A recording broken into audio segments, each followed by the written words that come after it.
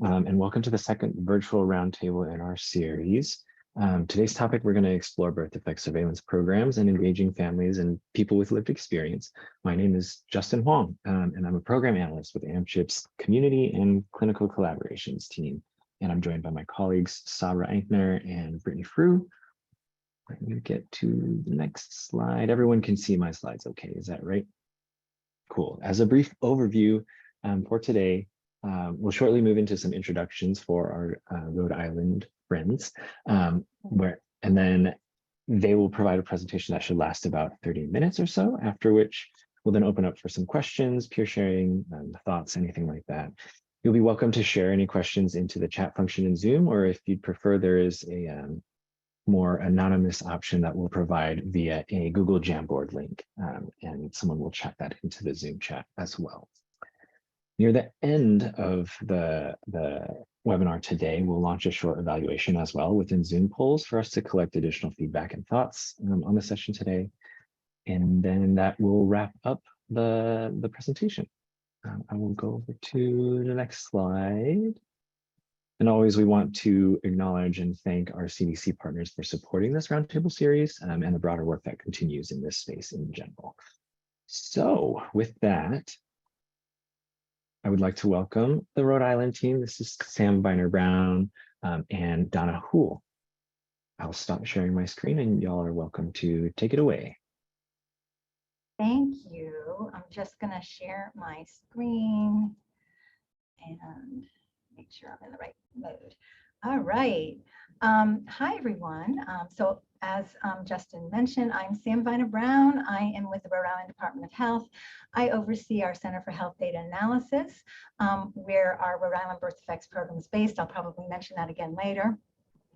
But just to give you a little overview, I'm going to discuss sort of our Rhode Island Birth Defects program, including the background, give you a program description, our relation to our MCH Title V programs, and our service referral and assessment component.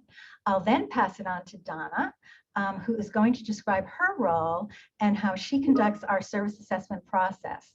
She will also share some specific examples of experiences she has had with families. I'll then finish up with how we use and disseminate the data and information that we collect. So Rhode Island is the ocean state and the home of water fire. So I couldn't help putting a few photographs here just to add a little local flavor. Of course, Rhode Island is the size of some state counties. Although we are the smallest state, we do not have the smallest population, which is just over 1 million. We just have 5 counties and 39 cities and towns. You can cross our state in about an hour, and most Rhode Islanders feel like you must pack a meal for any travels above 30 minutes. Nevertheless, our small size has its benefits, especially for conducting statewide projects and facilitating partnerships. You often see the same folks at a variety of meetings. There are approximately 11,000 births among Rhode Island residents. Of these, about 400 or 3.6% have a birth defect. We currently have just 5 maternity hospitals and 1 children's hospital, Hasbro. The Children's Neurodevelopment Center, known as the CNDC, is based at Hasbro and serves children with special health needs. Other specialty clinics, such as Down syndrome, are also based at Hasbro. Rhode Island is the only state that does not have local health departments.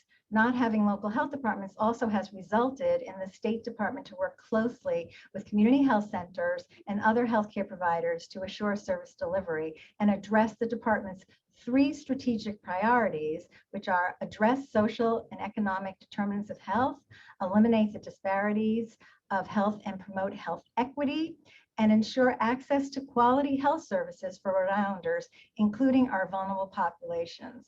In Rhode Island, we are fortunate to have the Newborn Developmental Risk Screening Program, which screens every baby born in Rhode Island within 24 to 48 hours of birth for developmental risk factors. Families of babies determined to be at risk are offered home visits and service referrals.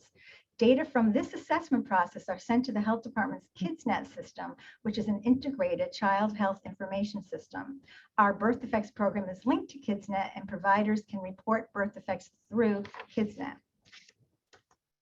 To give a bit of history of our birth defects program, it was born about 23 years ago and started with a CDC grant to develop a birth defects information system.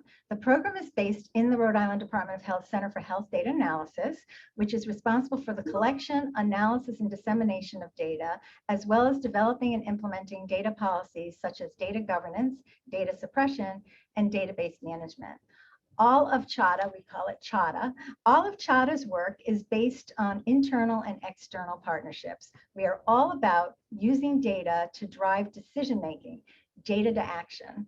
The birth defects program falls under MCH Data Systems, which also includes KidsNet and RICARE, which is our Rhode Island Child and Adult Immunization Registry, and State Systems Development Initiative, SSDI, all of which is overseen by Elena Moore, who is our Deputy Chief for the Center for Health Data Analysis.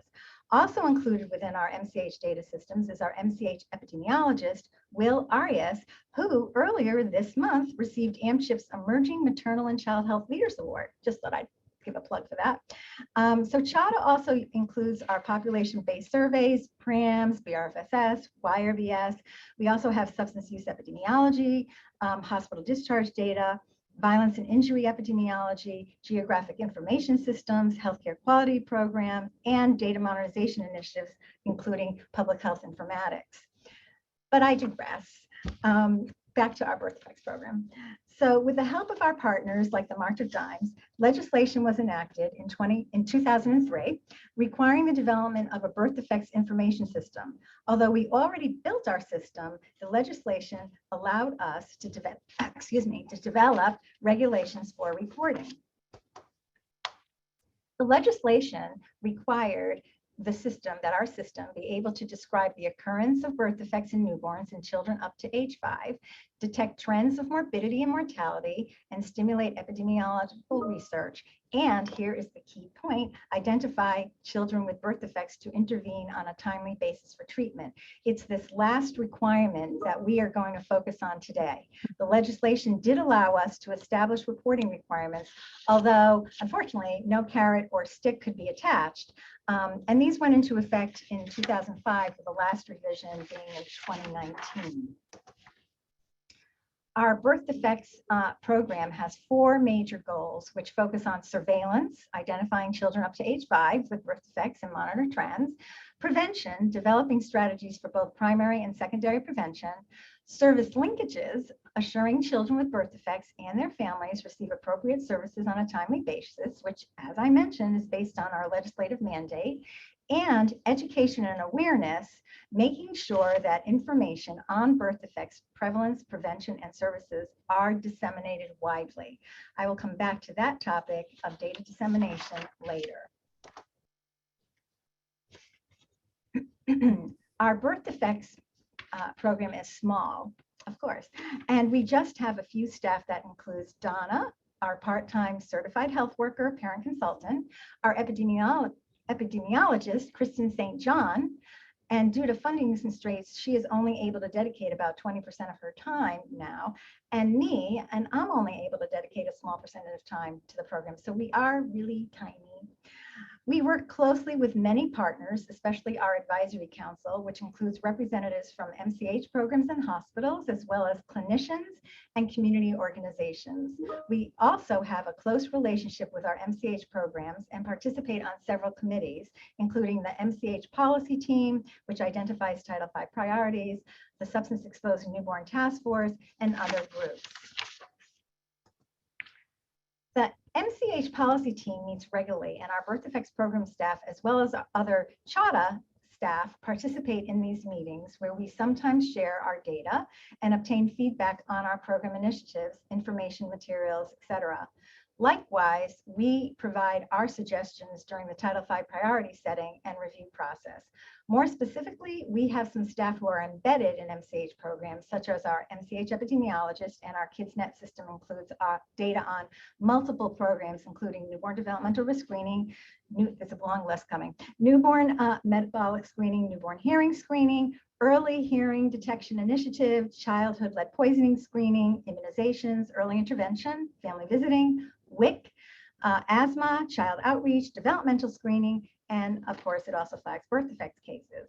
Our birth defects program also receives Title V funding to support Donna's activities. So now we come to the crux of our talk today. Many years ago, we implemented a special process to assure families are receiving appropriate services on a timely basis, and I'm going to delve into our service assurance and assessment process.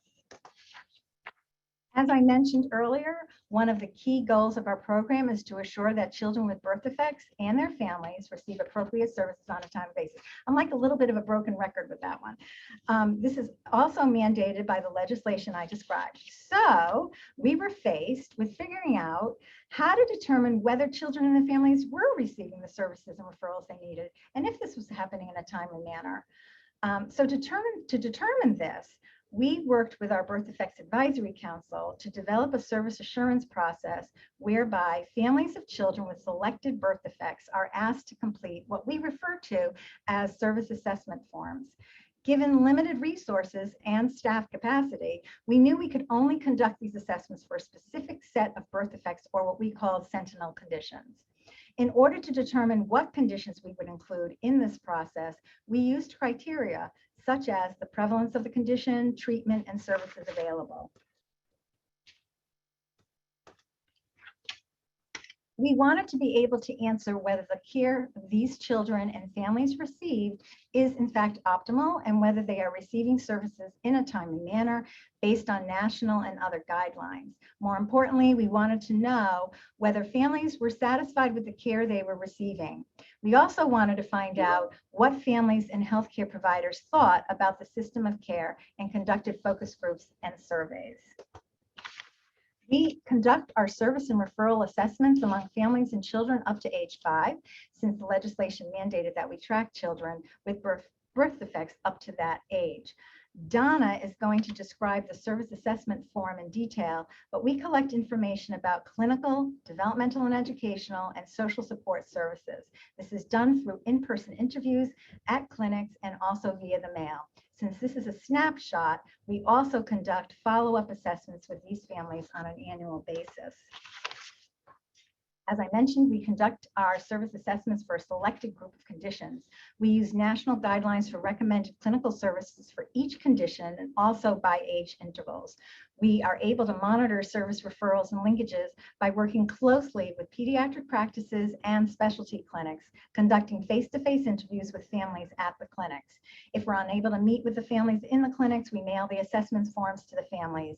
We, really Donna, also work with parent consultants who are based at early intervention sites.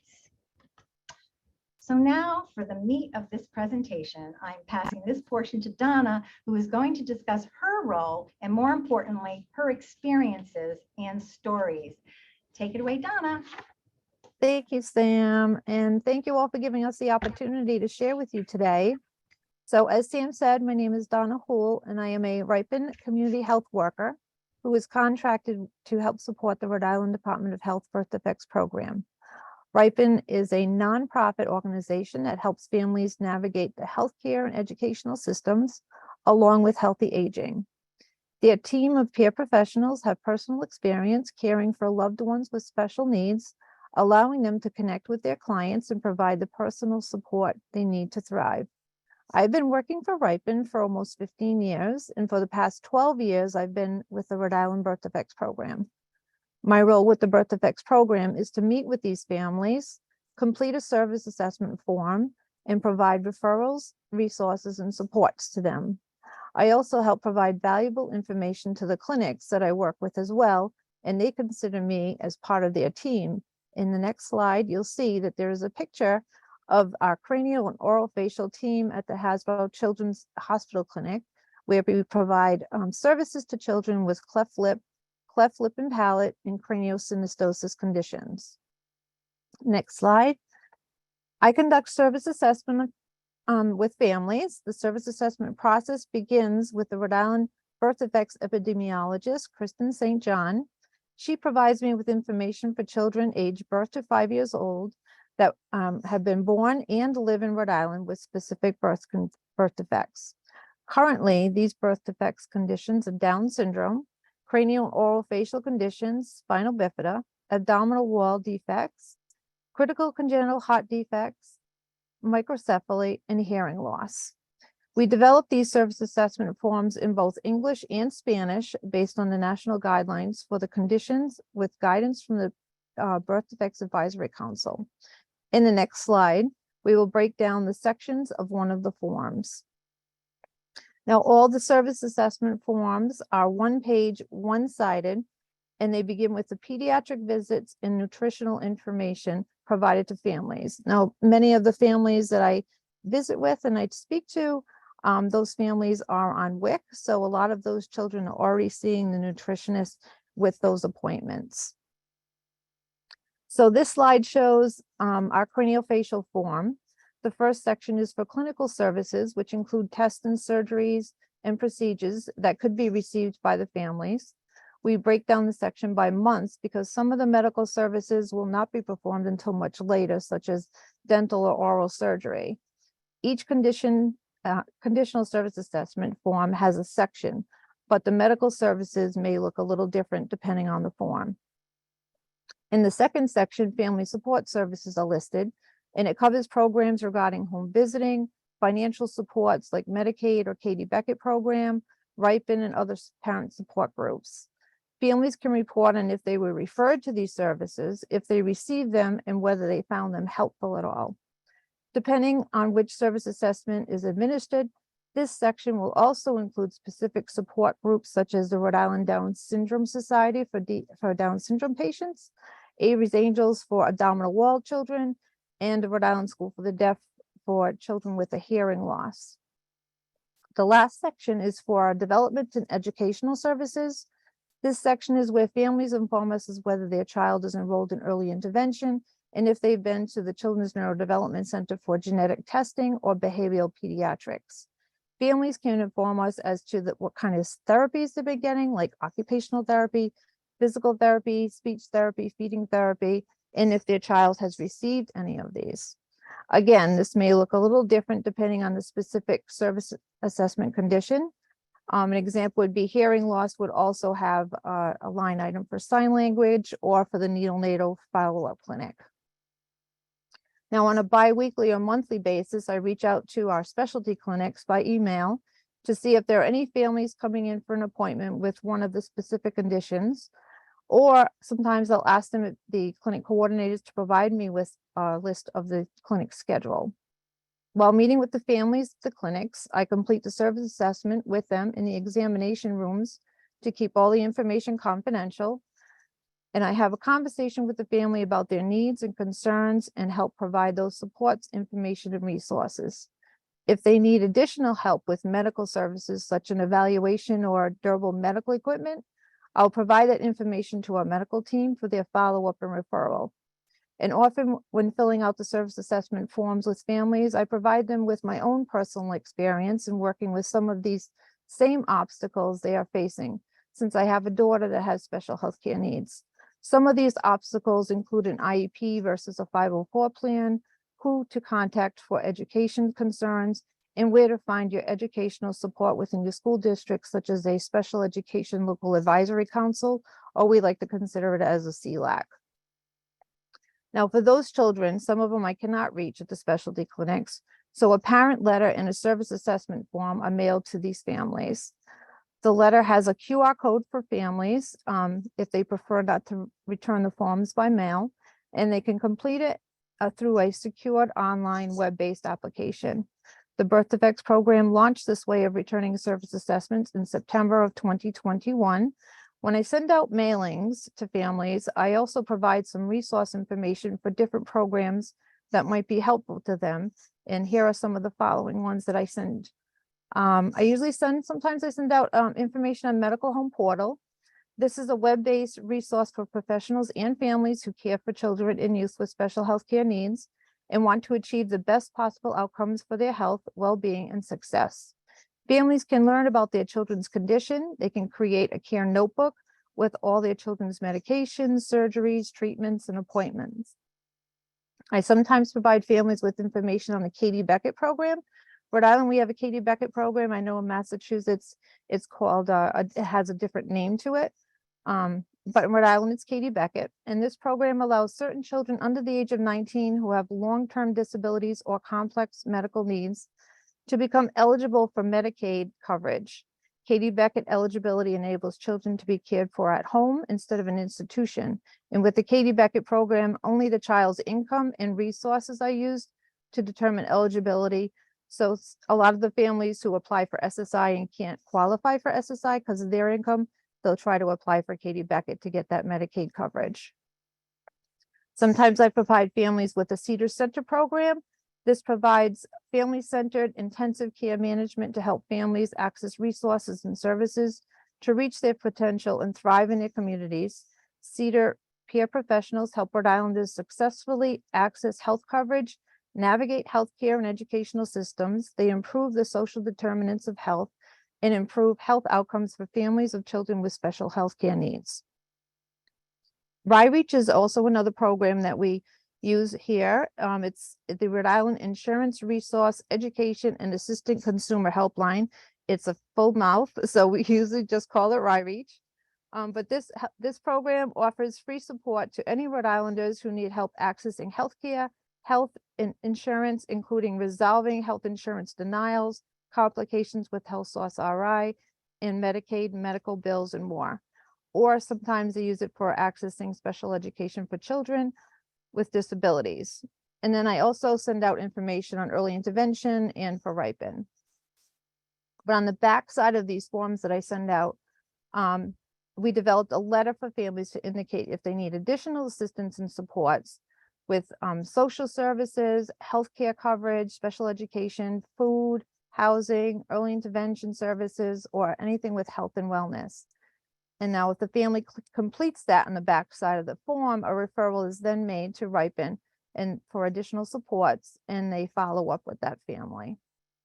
Follow-up service assessments are conducted yearly until the child reaches 5 years of age, so that we can be able to offer more support and referrals when children are transitioning from early intervention to the school department, or if they need help with an IEP or a 504 plan. Now, yearly, we send out 2 infographics for the families who completed those service assessments the year prior. We send out this for a couple of reasons. One is to provide those families who fill out the survey with information on how many families were referred to additional supports, what those referrals were for, and to identify any gaps in those services for the children with special health care needs. The second infographic that I send out is a listing of phone numbers and websites for support to Medicaid, Katie Beckett, SSI. It also lists information on specific support groups like Spinal Bifid Association of Greater New England, the Rhode Island School for the Deaf, Down Syndrome Society of Rhode Island, Mended Little Hearts for the CCHD children, Cranial Care Bears for our children with craniosynostosis, and etc. We also have community organizations listed on this infographic too, to help with educational and developmental services. And that includes like home visiting programs, visiting nurse programs, early intervention, CEDAR, and the CNDC. Now, there's not a program that goes without its challenges, and we have had some of our challenges. So one of our challenges has been with the clinic. It has had multiple coordinators over the past decade. The last coordinator resigned a year ago, and not a new one has been found at this time. So therefore, the patients need to see their specialty doctors at separate times, locations, and dates, which make it a little more challenging for me to try to meet with these families. In another one of our clinics, the schedule and the medical assistants have also changed very frequently in the past number of years, making it difficult to establish a connection and have access to patient appointments. Because of the turnover, I need to reintroduce myself to the people and the staff and explain why I'm there, what I do. And this process can take some time to get reestablished because I'm not always notified when the staff leaves the clinic until after they're gone. So another challenge is patient no-shows. Families sometimes don't make it to their appointments for their follow-ups. So the clinic may have 4 families scheduled, but I get there and I only see 1 because the other families haven't made it there. Language is usually a challenge for us sometimes. There are times when they ask for an interpreter, they're allowed at 1 hour for the physician visit, but then the patient arrives late, they're running late, so that cuts into that hour time. So then what we need to do is use an interpreter on wheels to help facilitate the process. But it sometimes takes longer due to the connection issues with sound, or sometimes we get drop calls and then we have to recall. Scheduling conflicts are always a challenge. Sometimes the different specialty clinics are conducted at the same time, the same day, but at separate locations. So at that point, I usually attend the clinic with the most patient appointments that are scheduled. As I stated previously, we conduct service assessment on children birth to age 5 years old. However, I'm often asked to help families with children who are older as well, who may need supports and other services. So I am a resource to the providers who may be looking for information and services. Here are some of the examples of how the Rhode Island Birth Defects Program coordinates with providers and community supports to help these families. So one time I had worked with the craniofacial team to provide resources for a 12-year-old immigrant child who had a cleft lip and cleft palate, but was not treated in his country. He came here without parental supervision and was now living with a family member. I provided the family with the referral to Ripon, information on the school department he was going to be attending, a list of dental providers who take Medicaid, and contacts to Doris International, which is an organization who helps immigrant and refugee families in citizenship, immigration, employment, education, and training. On another occasion, I received an email from a physician assistant who works in the craniofacial team. She was struggling to find a pediatric periodontist who could help with an immigrant family that had an adolescent child with cleft lip and cleft palate. This child needed extensive dental work, but the family didn't have any insurance. So I reached out to the physician at the Department of Health Oral Health Program to see if he knew of a periodontist who could provide these services to the family pro bono. By providing the coordination between the physician, the physician assistant, and the periodontist, the child was able to receive the needed services at no cost to that family. I also help families who need help with educational supports. So I received a completed service assessment from a family looking for help with educational supports. The child was not in early intervention. I sent them early intervention Medicaid medical home portal information. I referred that family to Ripon, and the early intervention team at Ripon contacted the family and provided those additional supports and resources to that family. In a separate instance, I contacted the physician at the Providence Community Health Center. There was a family that had needed help with educational supports for their 3-year-old child with cleft palate. I talked to her about the IEP for that child, what the school department was already providing, and what the parent wanted. And we talked about the parent asking for a mediation hearing to the school department. I provided the physician with the Ripon information to the Parent Training Information Center for support with that mediation process. Families are often looking for help with financial supports. So I had a family who was looking for that, with looking for help with completing an SSI application. So again, I referred that family to Ripon, and a Family Voices parent consultant reached out to that family to provide the support with the completion of the SSI application in process. So some of our families struggle with medical services. So I received a service assessment from a family who was looking for home nursing services. So again, I referred that family to Ripon, and a Ripon Family Voices parent consultant contacted the family to help get that child the nursing services that it needed, and he was looking for 40-hour-a-week nursing services. Social programs are always vital to our children with special health care needs. So I completed assessment with a family at the Children's Neural Development Center, and the family had all the supports in place, but they were looking for those social programs. So at that time, I provided the family with information on Special Olympics for their child who was just about 2 years old. And this program was specifically for 2 to 7-year-olds. And then we also have families that I work with that also need help with housing, and food. So I refer them also to Ripen Family Voices, and parent consultants have contacted them and provided them information with CAP agencies that could help with their basic needs. So as you can see, the Rhode Island Birth Defects Program works collaboratively with many other community partners, agencies, and programs to give families the supports and services they need to care for their child with special health care needs.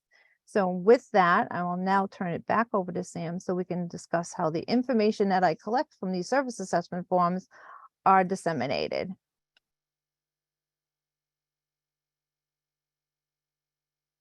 Right. Sam, we need you to unmute yourself.